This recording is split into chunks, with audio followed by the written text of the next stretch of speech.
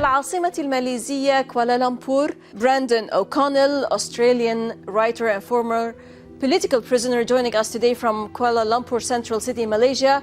Welcome to Min Al-Dakhil from the inside, Brendon. Thank you so much for having me. I really appreciate it. Pure pleasure to have you. Well, Brendon, now you're living in exile, in fear for your life, because you claim to be targeted by Zionist groups tied directly to extreme right-wing Israeli politicians for supporting and attending a Friends of Palestine group in Perth, Western Australia. Tell us more about your curious case as the first person to be jailed and tried under the Western Australia's racial vilification laws. Is it solely based on your support of Palestine and the Palestinian rights as a member of the FOP? And how has all this started? The circumstances of your trial, your sentence, and your deprivation while in jail from your rights? Yeah, thanks very much. It's a pretty big story, and it started way back in 2009 after Operation Cast Lead. I was not a member of the Friends of Palestine, but I attended a rally and had met the head of the organisation, Alex Whissen, earlier. And I was just doing some filming and making a video. I don't belong to any groups. I'm a former registered nurse, ICU and emergency department trained. And I just went down there. I'm not any particular political persuasion. I just met a lot of people. I had Arab friends, I had Muslim friends and Palestinian Christian friend. And I'd learnt over time what was going on. And as I learnt more, I felt I couldn't remain quiet. And I just went to express my support. And we were stalked by two members of radical Jewish groups out of Western Australia, Mr. Stanley Elliott Keyser, who's the president of the Australasian Union of Jewish Students, and also a member of Habanim Dror. These are radical Zionist groups, and also a quote, this is his own words, a big fan of our friends, our beloved friends, Chabad Lubavitch. And an altercation ensued. It was a perfectly legitimate political discussion. And the words I used were, as he stalked us and filmed us, you are a racist Jew with a religion of racism, hate, homicide, and ethnic cleansing. Those are my basic words. And I also then discussed specific issues. And for that alone, I got 3 years jail in total. But for that simple political altercation, I received 1 year's jail. Brendon, before we talk about your sentence, allow me to ask you about, it is your political views that have caused you to be behind bars. Now tell us, what are these WA laws, and why is WA the only state in Australia to have this type of legislation? Yeah, that's an interesting question, and I didn't find out till many years later the very close relationship that Israel has with Western Australia, and in particular Benjamin Netanyahu himself is close personal friends with the former Australian Foreign Minister Julie Bishop, who comes from Perth, Western Australia, my hometown. I met her once. She's actually quite polite, a very nice lady, and also the largest media mogul, the Seven Network in Australia, Kerry Stokes, a very well-known Western Australia, is also very close with Benjamin Netanyahu and Henry Kissinger, and of course James Packer from Crown Casino, who is on bribery charges with Benjamin Netanyahu. So I had walked into a hornet's nest, completely unknown to myself, just by linking the racist apartheid state of Israel and its behaviour with, of course, Israeli high technology issues that I write about. And when I linked them together, basically all hell broke loose.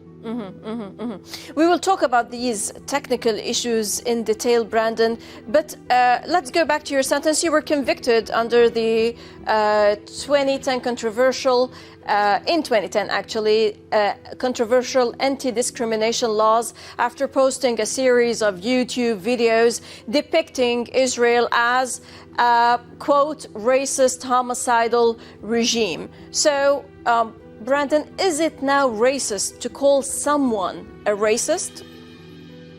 Apparently so, and I give credit to the very conservative opinion piece writer Paul Murray, who actually defended me. I couldn't believe it after I was jailed, and he asked that exact question. Is it now racist to call someone a racist? Or is it only racist to call the Jew a racist? This was a political speech. It was purely political. He approached us. He had harassed us. And it was, quite frankly, outrageous. Now, of course, I realise now that the law is, there's ways to play the law, and I'm not very good at playing games. But there seemed to be a policy of just be quiet and just go away, basically. They just didn't want it talked about at all. Maybe, Brendon, you should have you should have drawn a line of distinction between Judaism or being Jewish as a religion and being Zionist. Well, I did draw a line, but I think that's a very hard line to draw when you have the very foundation of Zionism is the return to the land of our fathers, which is in the Jewish holy books. And of course, you have the racist, homicidal lunacy of many of the Orthodox Judaism, and in particular the Siddim, the ultra-Orthodox, like Chabad Lubavitch, the Babylonian Talmud, the Shulchan Aruch. These books are racist hate literature, and even in Russia, 5,000. Of course, I agree with you that any sort of extremism, be it in Islam, in Christianity, or in Judaism, it's all something that we do not agree with, and it should be noted. But after you released, Brendon, you have continued with your activism and was charged again, but attempted to flee Australia. Today you are, yes, you're abroad. How is Israel today subverting parliamentary democracy and instigating a new set of values contrary to the Australian Constitution and which threatens directly freedom of speech? Yeah, well, the political Zionist movement is simply so powerful and so subversive. And as we saw with the likes of a Jeffrey Epstein, Israel seems to have a political blackmail and sexual blackmail operation going full time. I think some of it is partly through ignorance. I had actually met some very good police, ex-military, even the lawyers and some judges I had met and given material, and they thanked me and shook my hand. Unfortunately, it was clear political interference, which gives you an understanding of the terror that this man called Benjamin Netanyahu seems to have. He just seems to I can only call him a thug, a gangster. And places like Chabad Lubavitch are political groups posing as religious groups seem to have everyone in their pocket. Josh Frydenberg is a member of parliament, and he's hanging around and very close friends with these groups. How is this possible? They're worse than neo-Nazis, and I don't understand it. It seems to be a lot of grounding in ignorance. And that once people do understand and once they get some information, the case actually, I got a lot of information to lawyers and even a judge, and you could see it. It had a huge influence on them. They simply didn't know.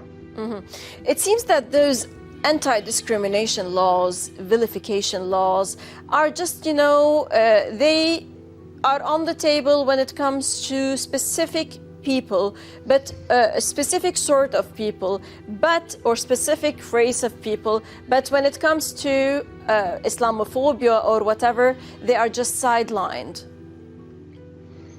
I could tell you stories you wouldn't believe what's going on, in particular in Western Australia, but also Sydney. It's a daily occurrence where women are having their hijabs ripped off.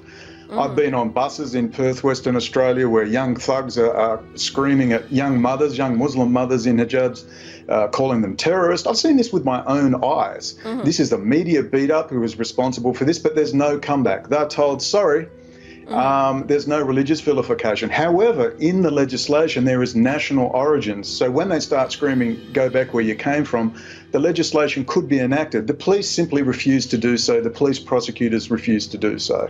Right. And I think it's largely ignorance with the legislation itself, because I met some very nice police officers, but I also met some very dumb ones. Right.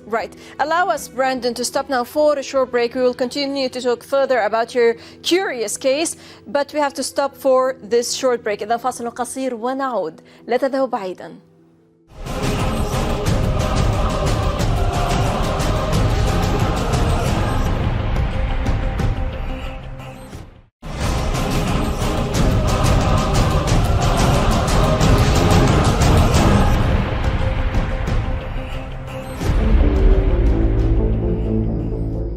هل سيؤدي أي انتقاد لإسرائيل في النهاية إلى اعتبار مطلقه متعصباً ومعادياً للسامية، إلا إذا تنبه كل شخص لا يتوافق معها على كل كلمة يقولونها؟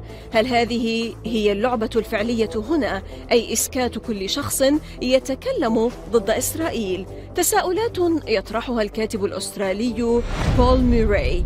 الأسترالي برندون أوكونيل السجين السياسي السابق يتحدث عن الثمن الباهظ للدفاع عن حرية التعبير. Yes, and those are the words used by Paul Murray, the opinion piece writer. Look, that's basically what it is. There are very easy ways to bypass the legislation. One is to remain cool and calm. Unfortunately, 10 years ago, I confess to when confronted, I get very confrontational, and this is the problem.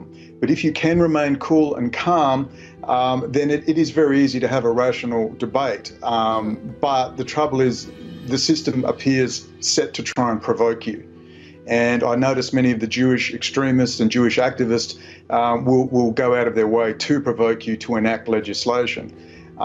But if you can keep a cool head, you can have a debate and you can win. However, without doubt, it is about quashing legitimate criticism of Israel. And it's very difficult for ordinary people to keep a cool head when you're seeing such extremist behaviour from the top levels of polite society within Israel itself. These are mainstream politicians and mainstream rabbis, and they're behaving like gangster thugs, and ordinary people naturally get angry. Now, that said, do you believe that whatever is being targeted or whatever has happened with you and still taking place was a kind of sending a clear message to the people who might share your views to watch out, otherwise they will face a similar fate? That's exactly what it was all about. In fact, the judge made similar statements. He said, I had an irrational hatred of Jewish people. The trial was a farce. I couldn't present any evidence. And lawyers were intimidated by the arrival of the Israeli ambassador and Israeli deputy foreign minister.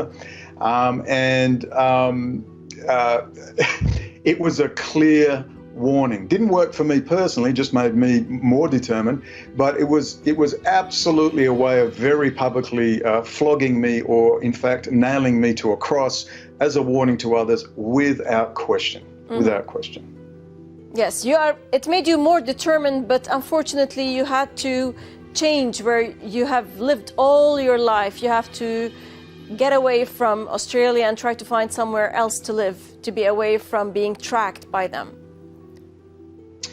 Well, unfortunately, along the way, whilst in prison, I exposed massive corruption. I was beaten half to death. I made many more enemies, unfortunately. But the bottom line was they made it known. They repeatedly raided me 3 more times. And they repeatedly, as I got the legal documentation, as I refused to get a lawyer so I could get the legal brief from police, they were throwing charge after charge after charge at me. I offended Mr. Stephen Lieblich by calling him a case officer for Israeli intelligence, and you can see it in my paperwork where he actually says I was offended because he called me an Israeli spy. And the police raided my house over that. Absolutely unheard of. And because Western Australia is so isolated, and there's special forces based there, the SAS, and they hide protected witnesses down there. It's a very, very unique place, Perth, Western Australia. And that close relationship with Israel really, really, I wasn't aware of, but I'm aware now, and that explained the particularly vicious nature of the response to myself.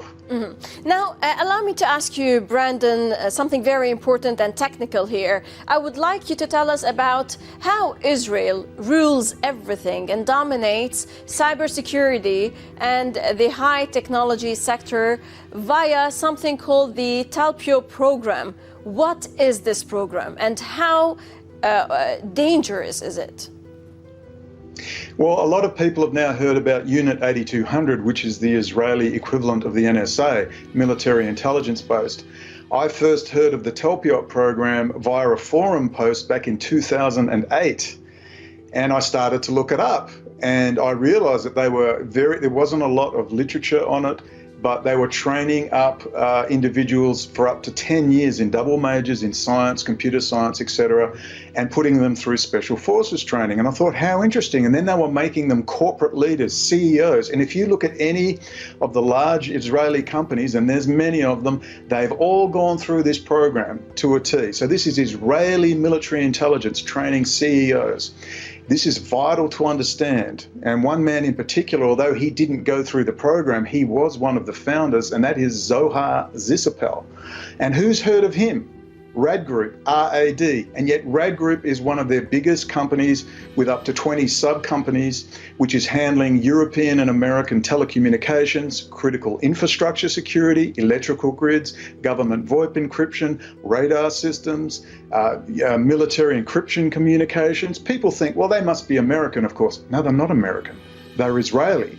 And then, of course, you have the Intel factory, the most advanced Intel CPU design and fabrication, not just fabrication, design in Israel. And most people still to this day have no idea that Israel is basically a cyber technology juggernaut. And Benjamin Netanyahu brags, we're only a little bit smaller than the United States. And he brags, we are the second eye of the Five Eyes network.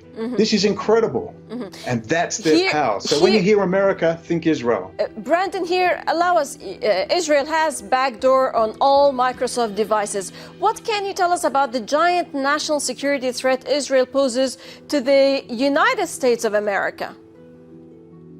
Well, now I remember when Obama was in power and Benjamin Netanyahu hated him so much, he simply flew in, spoke to the Congress and flew out and ignored him. Didn't even visit the president. This is unheard of. And you think, how does this arrogant man get away with everything? The control of technology. They backdoored the Intel CPUs, and in fact, the Intel CPUs have been ruined by Israel. Intel is in major decline right now because of Israel. There's no security in their CPUs. AMD is taking over now in Taiwan Semiconductor. And we also have, of course, Microsoft. Who knew that Americans have become so stupid they can't even service their own operating system? They've now sent the Windows Security Center, the very heart of the operating system. This is the keys to the entire operating system, is not coded in Seattle, Washington in the United States. It's coded in Israel by Israeli military intelligence people. This is full access to the core kernel of the operating system and full access to the Azure Microsoft cloud, which includes the Pentagon cloud. This is incredible. And what's more incredible, and I thank you so much for raising this issue, to get it into the Arabic-speaking world, this is why Israel is so powerful. Right. Allow me here to ask you also, would you explain, please, Israel's use of the Sayanim, or helper, who are prepared to assist Israeli intelligence in all sorts of ways that includes access to databases that they don't already have access to? Well, this is correct. Not only do they have electronics access much of the time, but if they don't have full electronic access via the Sayanim network, and we owe a big debt to Victor Ostrowski, a former former Mossad case officer, a Canadian citizen, a dual national Canadian-Israeli, who wrote about this in his book, The Unmasking of a Mossad Officer. And he wrote the Sayanim network utilizing Jews in the diaspora, but also, of course, dual nationals who are going to Israel, serving in the Israeli Defense Force, going through Unit 8200, Talpiot program, and of course Israeli citizens themselves, many of whom are from Russia and the Ukraine. They are then moving out physically into Europe, into the United States, and they are taking up positions, high positions, powerful positions within huge American companies. So even if you ostensibly don't have an Israeli company, you have Israeli dual nationals operating the system itself within the system. And this is this Sayanim network. Now, this is a massive national security issue. Massive. Allow me to ask you one last question in a minute, please. You have a view when it comes to who or what brought down the Ukrainian airliner in Iran last January. What can you tell us about that, please? Well, I can only speculate like anyone else from a distance. I would like to listen to your speculation. Well, I spent 3 months in Iran, and I saw some things which told me that perhaps the Iranians weren't quite as sophisticated as they thought in electronics. But you simply cannot trust Russia, seeing as Benjamin Netanyahu and Vladimir Putin are extremely close. They're using, of course, Russian systems, and Israel's notorious use of malware, such as the Stuxnet virus. They can implant with hardware backdoors with just a few transistors into the chips that are controlling the launch codes, in particular the launch codes. And it would be very easy. We know how cunning Israel can be. And in combination with Russia and the many Israeli Russian citizens that are going back and forth from Russia, it makes perfect sense that it would be child's play for them to backdoor the missile systems. And it would have been very easy, just as some speculate Israel did on 9/11 by altering radar images in the United States via the companies that were handling the radars. It's obvious that it would be very easy. Right. Very easy to affect the missile systems within Iran. Those who make it, those who can break it. Well, Brendon OConnell, Australian writer and former political prisoner, thank you for joining us from Kuala Lumpur, Central City, Malaysia. Shukran. Thank you so much for having me. والشكر لكم مشاهدينا الكرام على طيب المتابعة. للتفاعل أكثر تابعونا على صفحات السوشيال ميديا من كل فريق عمل برنامج من كل الميادين. السلام عليكم ورحمة الله.